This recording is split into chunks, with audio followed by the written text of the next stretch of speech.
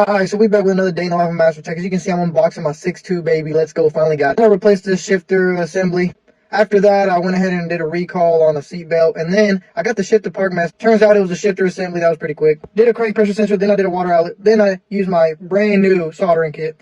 Did this cabin filter right before lunch. Got that out. That thing was dirty. Yes, sir. It needed to be replaced anyway. So yeah, we got that. Then I worked on removing this transmission from a sedan.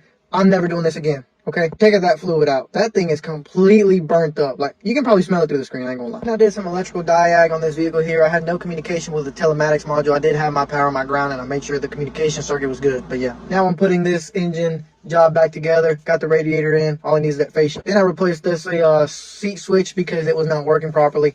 Replaced it, it works. Then finally, after 10 years, I got the transmission out. Like, that literally took hours.